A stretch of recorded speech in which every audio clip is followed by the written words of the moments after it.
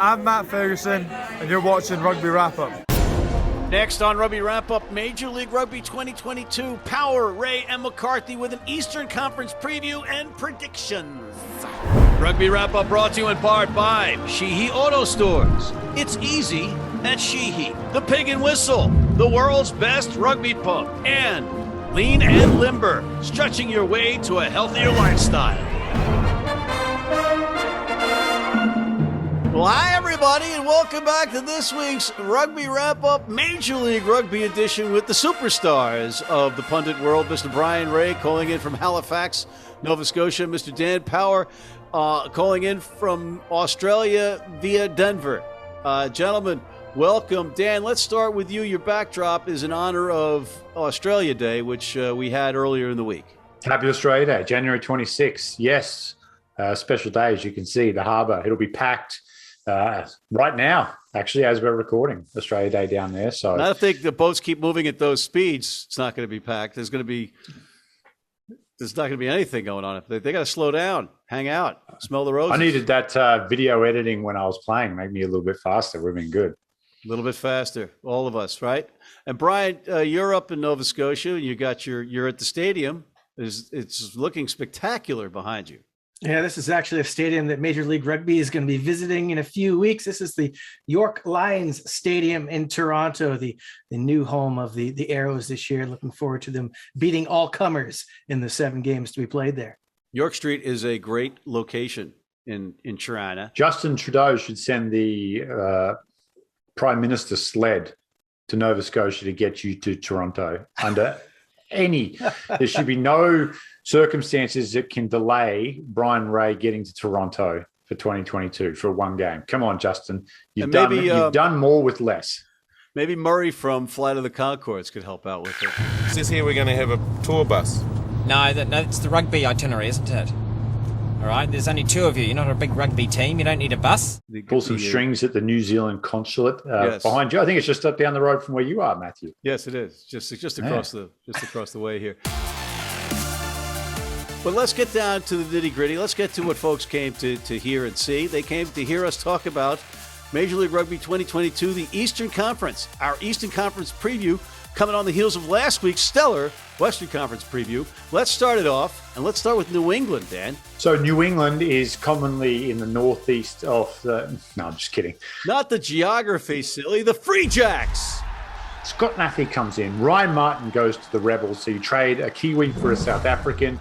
Tom Kindly still the Kaiser Soze, the puppet master, pulling the strings in the background to get things going. They'll be good. The big question is Vian Conradi is probably the big loss. Like, who steps into that role? Him and Joe Johnson, such a dynamic back row. They fell a little short there. Really only had themselves to blame at the back end. They left too much for a run to get into the finals, but they'll be knocking on the door this year. I still am not sure that their 9-10 combo of Poland and Boyle is a circuit breaker for me. They just don't think they had the creativity to do something. They rely on Bodine Walker, probably a little bit too much to create, where they should just let him play his game at 15. So that's my question mark for Free Jacks fans. Can the Poland-Boyle combination finally click, and can they get a little creative and score some points? What about Fife? He was great. One of my favorite players from last year was Fife. Started like a house on fire, but I think teams did their homework on him, watched their film, and they really stifled him and shut him down at the back end, which is where they've got to get a little bit more creative. And I think a lot of that's going to fall on Harrison Boyle. He's got to take leadership and ownership of the creativity, set piece, and phase play for that back line in New England. If he can do that, if he can step up and grow into that role, they're a big chance. If not, I think they flounder mid-table again. Well, I think there's actually kind of a question of who plays 10. Is it Walker or is it Boyle? Because they've got a heck of a lot of backs at that team now. They got Paul Mbalakana in from the Sabercats, that flying winger. You've already mentioned Wilson. They got 4 centers who could potentially start. I mean, they've got a lot of guys to pick from. So I'm interested to see. I kind of think we might see Dougie Fife at fullback and Walker at 10 maybe for a bit. We saw Walker playing a lot of 10 at the back end of last season. So, but I agree with Dan in that that's a key part of their game. But I think they'll be the back row. Actually, I think is going to be their strength. They brought in Slade McDowell, who's an outstanding flanker from Otago. Jesse Parite, I'm thinking is going to come in at number 8 with Joe Johnston, And then, you got Justin Johnson in there as well. That's a pretty impressive loose forward group they can pick from. So I'm expecting that back row to really carry that team. But I agree, there's so much over, new coaches again, so much of the roster, they had to pick up new players. So, it'll be similar to last year where they're going to have maybe some struggles to start the season. Once they get going, they're going to be really tough. Next team that we're going to look at right now, guys, is the Old Glory, the Washington, D.C., in the nation's capital, Old Glory, with Chris Dunleavy and Paul Sheehy. And if you're going to buy a car, you'd be best served going to Sheehy Auto Stores. It's easy for me to say, but I got mine from there, and I can't tell you how much of a pleasant experience it was. What a whore, what a plug, but there it is. Bryan, take us away with the Old Glory. They got to feel a little bit bad for these guys. They lost like 2/3 of their starting lineup. Front row, which was outstanding last year, all gone. All three of them up to tier one. I guess one to the championship, but all those guys gone. Both starting flankers, Gibbons and Mungo Mason, gone. Robertson, their outstanding fly half, gone. They've even lost some of their younger American guys. DeMonte Noble went to LA. Sam Cusano apparently isn't coming back. Casey Renault, it seems like the big second row isn't coming back either. That's just unfortunate for them. A lot of turnover in bodies. I don't think they've really replaced that front row or the flankers. They're going to be asking for other guys to just step up and fill the gaps. I just see on paper, they got a couple more guys, imports to come in, but on paper, to me, this looks like the weakest team in the division. Still some, again, some young guys in there that'll build for the future, but I just look at that roster and I just see, man for man and the depth that they have. I just don't see them as playoff contenders this year. Dan, if they struggle out of the gate, is Andrew Douglas's job in jeopardy? And is there a possibility that a Scott Lawrence could fill in there, unless you have him, of course, signed up already for St. Louis? Good looking and funny. You are the ultimate package, Matthew McCarthy. No, I didn't realize Mungo's not coming back. Where's he gone? He's gone to Oxford University. Well, because he's a bona fide genius. He's the Matt McCarthy of Old Glory. He's really. a lawyer already, isn't he? Yeah. Dude, I interviewed him and I'm like, kind of like, are you single? And he's got great hair. I know some people. He's got great hair. He does. But I digress. I'm heading down the wrong path here. Yeah, you'd have to think Dougie would probably be on the hot seat, right? The life cycle seems to be about 2.5 seasons if you're not in the playoffs. The teams that have struggled, that's typically what the timeline's been for coach. I think Alf Daniels in Utah was about 2 seasons, and then he was let go. They struggled last year having all those players, just getting on the field, being healthy and figuring it out. Robinson's a huge loss. Gibbons and Mason, huge loss. Stevie Longwell was a bit of an unsung hero up front there. Another big loss. And it's going to be a tough one. Hopefully Paul sells a bunch of cars this year and they can kind of stock the war chest and get going again. Yeah, and they are. One could argue on behalf of Andrew Douglas in that he has had just a spate of injuries the entire time there, and different problems with personnel getting them on the field at the same time. And he has also, to his credit, blooded some young players that are starting to blossom, right? But be interesting to watch what happens down there in terms of, again, if they start out of the gate slowly, is there going to be pressure, or do they stay the course? Yeah. Hottest seat in MLR would be my guess initially is in Old Glory right now. We've got an open hot seat in Atlanta, Bryan. And I know that you are just bursting at the seams on this one, but folks, to be honest with you, we can't really address the coaching situation down there because we don't have all the details yet. We've reached out to both parties. We're waiting to hear back, and we like to vet things and give you facts most of the time. But this is an important instance where we are going to stick to our guns on that one. But we can talk about the organization, Bryan. Yeah, I got to feel bad for ATL. If you had asked me 2 weeks ago, they probably would have been, potentially my top pick in the East. But to lose Lawrence like that, I mean, he's such a massive character for that team. The way he coached them last year, the way he had them playing defense, I mean, just it was really impressive. So that's a huge loss to them. They've also got another disruption in camp right now. that kind of stuff you don't need leading into the season. So I think that knocks them down. They're still a heck of a good team. I mean, they've got some great players on there. They're still going to be tough. They've got a couple guys, Ryan Nell's back and healthy. He'll have a whole season. Kurt Coleman, a full season out of him. So that helps them a lot. A couple new South Africans coming in. Tight head prop is going to be a position of strength. They got two of them now, Grunewald and Jenkinson, who's coming in. Both of them have played for South Africa under 20s. My man Matt Heaton, superstar flanker. Connor Keys, the other Canadian shutouts. You are beautiful. Just I think they're going to be good. I think they'll be a solid team. I think though that those disruptions are going to hurt them a bit. So I think they're in the playoff picture, but just a notch down from where we saw them last year. They don't have Chance Wengluski, who Alex Corbacero, and I'm going to misquote him here, said is the best goddamn prop he's ever seen in his life. Oh, that's lofty praise. Yeah, it's again, I know you just. I did say I misquoted him. I did say that. And you just said you're all that facts and just threw one out there that's not factual. That's okay. The whispers I'm getting out of Atlanta is Stephen Brett's actually going to take the head coaching role down there. So assistant coach Scott Lawrence, but not confirmed yet. We'll wait for Rugby ATL to make that announcement. It's going to go either one or two ways here. It's either going to galvanise the playing squad. Sometimes they can get around situations like this, galvanise, get together, and they're going to come out of it and be, like Bryan said, a playoff contender. They want to get back to the championship. They want to win it, obviously. Or it could go the other way. And it could be a huge disruption. It could be a nightmare of a season, not too dissimilar to what we saw with Toronto and their geography challenges last year. I'm leaning towards the latter. I think it's disruptive. I think when you lose Scott Lawrence as a GM and a head coach, that's his roster. He put that together.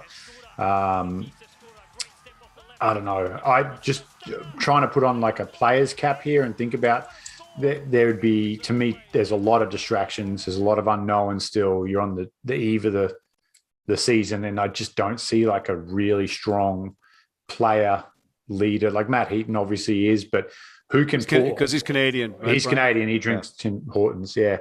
Who can bring all 35 40 guys into a room and just boom, lay down the law, where Scott was such a dominant figure in that locker room. Professional sports is tough. If you add in some extra herbs and spices onto the side to your daily, it's difficult. We're going to take a quick break, and we'll be right back with the rest of the Eastern Conference preview after these words. Selling or trading in your vehicle? Sheehy makes it easy. With Easy Trade, start online or visit us in store. We want your vehicle, and we'll give you up to 125% of KBB value. It's easy at Sheehy.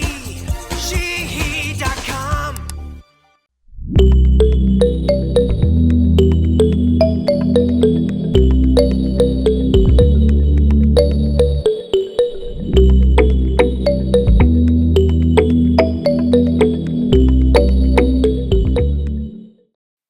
Been blind since I was 4.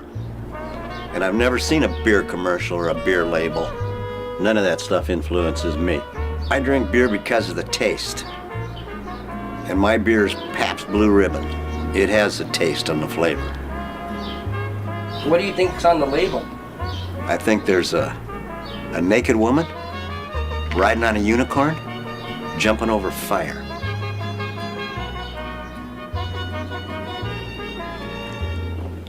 Oh, that's good beer. If you're in New York City and want to watch some great rugby, have some great food, and some great times, go to the world's best rugby pub, the Pig and Whistle on West 36th Street. And we're back with Dad Power, Bryan Ray. Guys, we are humming along here, getting ready for this new 2022 kickoff for MLR. It's very exciting, and we still have some Eastern Conference teams to preview. Let's go up north of the border. Bryan, I know that you are chomping at the bit. It depends on who you talk to. But what do you got for your Arrows other than an undefeated season and the championship being hoisted there?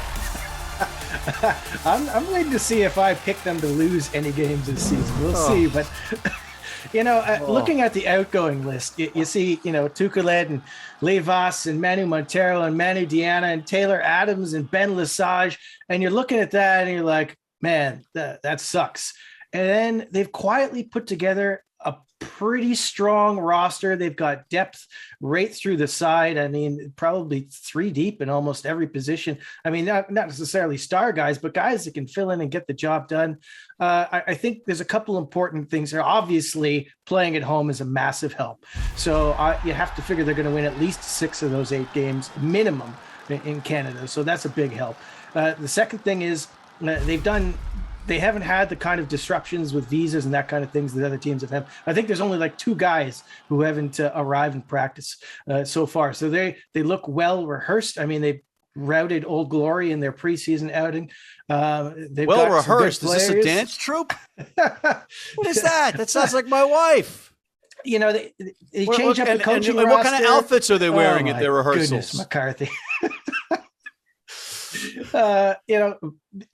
Pressure on Peter Smith. He's coming in, but it's not like a complete change. He's just kind of moved up the ladder. They've got, and they've added a couple other coaches. Francisco de Form, for instance, the Chilean prop, coming in to help with the scrums.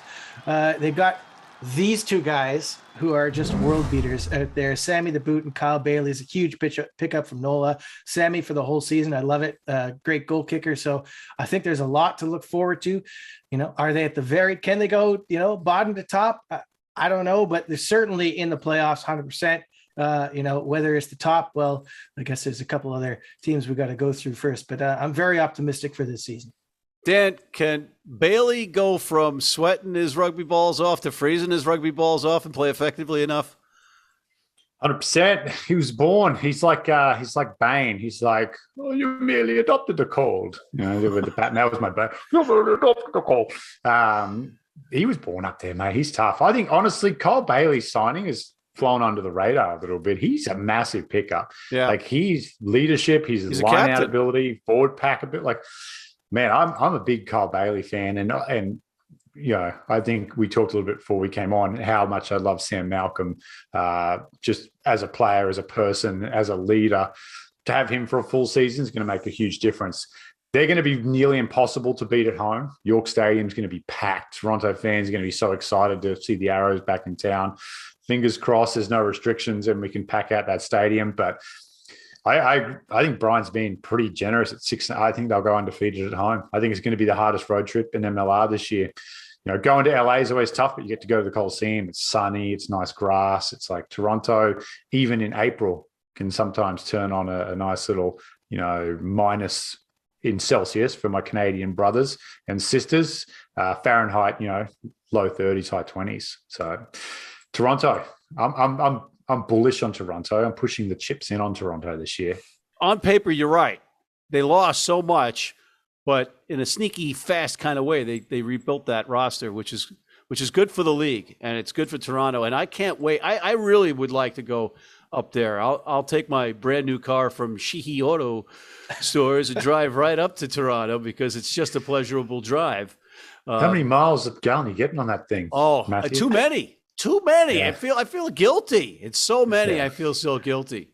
Then it would be petrol up by you, right, Bryan? Is it petrol? Petrol? What? What are we, British? You got the Queen on your currency. Yeah, you're British. Yeah. Okay. Yeah. All right. Let's move on. Let's go down to NOLA. And Dan, since you're familiar with NOLA, let's start with Bryan. Oh, geez. Yeah, NOLA. I think the big loss for me is Andrew Guerra. He was an outstanding flanker last year. Really caught me by surprise. I had no idea who this guy was coming in, and he killed it, earned his spot in the Eagles. Unfortunately, broke his leg badly against New Zealand, probably out for the season. They're getting Nick Feeks back. They're getting JP Eloff back. They're getting Robbie Coleman back. Those are huge. Guys that we basically forgot that they did, that were starters for them. Yeah. Basically, they're almost like new signings for them. So that's good. But you look at the guys they have on their roster and kind of, they have the lowest number of imports in the league, which is, on one hand, it's a good thing. On the other hand, they're maybe conceding a bit of professional experience to other teams. So I don't know if the horses they brought in have really kept up with other signings with other teams. Certainly when you look at, a team like New York, which we'll get to, the guys they brought in, not really apples to apples. So, we'll see. And also, of course, the coaching change. Nolan Nate is gone and Kane Thompson is taken over. So I hear he's a promising coach. I don't know. Maybe someone else can espouse on him. But so I think they're kind of in the mix again. I don't see them as really shooting for the top, but I don't see them at the very bottom either. So I don't know. We'll kind of see what happens down there. Dan, will Dallas pick up Nolan Nate Osborne as a head coach? What is your ears to the wall? Your ears to the wall. That one I haven't heard, but I mean, talk about a luxury for Dallas. They lose their coach, and the very within a few weeks, Nate Osborne is available. The guy basically helped, along with Ryan Fitzgerald and Tim Falcon down there, build Nola Gold from the ground up. So if anyone knows anything about a new franchise, it's Nate Osborne, and he's Australian. I mean, come on. It's almost as good as being Canadian, right? Second. It's a close second. Second. Sorry, I didn't mean to insult you, Brian. Brian, the only angry Canadian all the time. But Dan, Kane Thompson is that guy that could, provide that leadership that might be missing in Atlanta now. He's a guy that, you can follow into battle because he's battle tested certainly, and looks like he can go on the pitch and may end up on the pitch. Are we going to have a player coach situation? Yeah, I don't think Tomo's going to be putting on. I think Carl Spencer would be fun to see him put the boots on as if he can get his visa and flights organised to get over there. But Tomo is very similar to Pete Smith. Like he's a recently retired player coach, very up to date with the modern coaching philosophies of the game. But much to Brian's point, do they have the horses in the stable to get it done down there? Losing Julian Dominguez, they bring in Harley Wheeler. I really like Harley Wheeler. He had a sabbatical to try his hand at sevens last year. Comes down from Rugby ATL, but then you balance that out, losing Andrew Guerra, who was, I think, Rookie of the Year, right? He was Rookie of the Year last year, and rightfully so.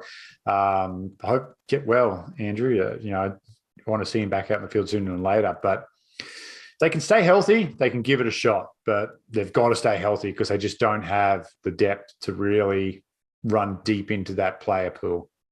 Fans are going to like Harley Wheeler. Every time I've seen him play, and I've got even over the Rugby X, over in London, that experiment where they played 5-on-5, he is one hard-nosed guy whose motor never stops going. Fan favorite. Watch out for Harley Wheeler. And then last but not least, the team that I know nothing about, Rugby New York. Dan?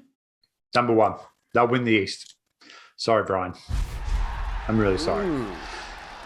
I mean, pending Dan Carter getting his... Oh, God, we weren't meant to say that, were we?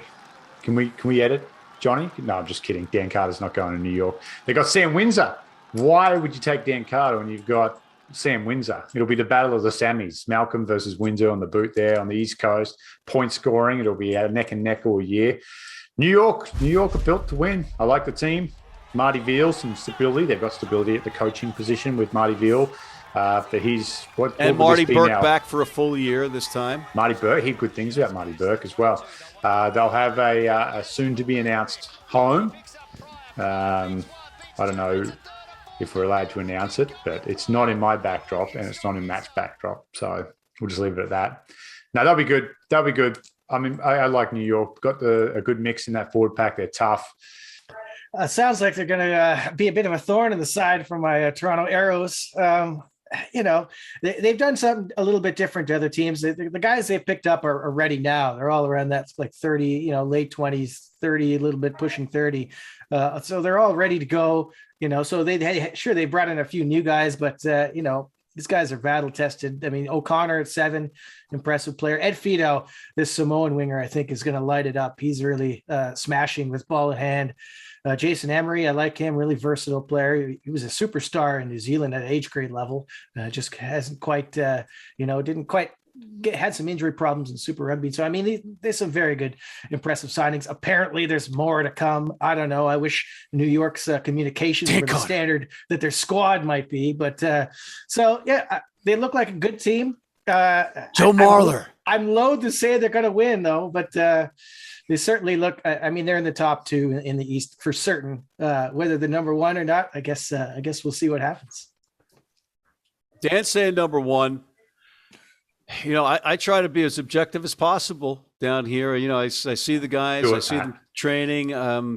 I think Toronto always gives New York fits, and I think they have the advantage in the head-to-head record over the course of their major league battles. I'll tell you what, though, last year we talked about the team really hanging on Andy Ellis staying fit, and for the most part he did. I still think, although I was impressed with Connor McManus, if Andy Ellis doesn't stay fit this year, that could be a problem for New York. So I hope they wrap him with lots of tape or that bad ankle or whatever, but I don't know. We'll see what happens. We'll see if my voodoo dolls get to work at all this year or not. But they certainly look impressive. Well, you've had Connor McManus and Connor Buckley both have the full year watching Andy Ellis, practicing with him, playing with him. If those guys are ever going to materialize as bona fide Major League Rugby players, and the organization does think that that's going to happen, at least for one or if not both of them, then they'll step up. And I think the plan actually is to manage Andy's minutes a little bit more. Maybe not against Toronto like they did last year. That was not the wisest decision. I remember being in the booth. I'm like, I don't know about this one. And it was, you guys came down and ran him out of the Cochrane in Jersey City, which the new venue, and I've only heard rumors, will be better than Cochrane, and a great location. The bar was very low. You could literally play in a Walmart parking lot, and it's better than Cochrane. Let's go. The selling point on Cochrane was better than Randall's, which is again, the bar's so low. Which that could be the Triborough Bridge right behind you, Dan, from going into the Queens, and then Randall's Island's right smack dab there under you. All right, guys. Dan, you've said New York's going to win the East. Bryan, you're sticking with your guns. The arrows are on target to take this conference. I think I have to back them just to spite you guys, because otherwise it's going to be unanimous New York. So I'm going to go with Toronto to upset the apple cart here, go from the bottom to the top in the East. And we're dismissing the other teams just like that. I mean, we're just automatically counting out the reigning Western Conference champion, the Eastern Conference champions, Rugby ATL. I'm not counting them out. Like I said 2 weeks ago, I probably would have picked them for maybe number one. But top three, so everyone's a chance to get that third position. But I think Toronto and New York will be top 1 and 2. Water. Right. And it's only the top three. Yeah. All right. They want that NFL divisional round hype. How good was that? Oof. It's not NFL wrap up. Sorry. People in Buffalo, my heart bleeds for you. It bleeds. I've been there. I lived there for 5 years. I know how dark it is for you right now. Sorry. Wolf. Oh, they'll get one. They'll get one in the next 5 years. Promise you. You got to kick. You don't kick it into the end zone on the kickoff. You kick it on the ground with 13 seconds. Anyway, that's a whole different show. MeetTheMats.com. Check that out, ladies and gentlemen. And on behalf of my esteemed colleagues, Bryan Ray up in Nova Scotia, Dan Power celebrating his Australia Day early or late, depending on when you watch the program. Thank you, gentlemen, for coming on, and thank you for tuning in. Please sign up for our weekly newsletter, and please check out our college rugby wrap-up. You won't be disappointed. And extra please on signing up for our rugby wrap-up Red Cross blood donor team, because this latest thing with Corona has wreaked havoc on blood banks. They need blood.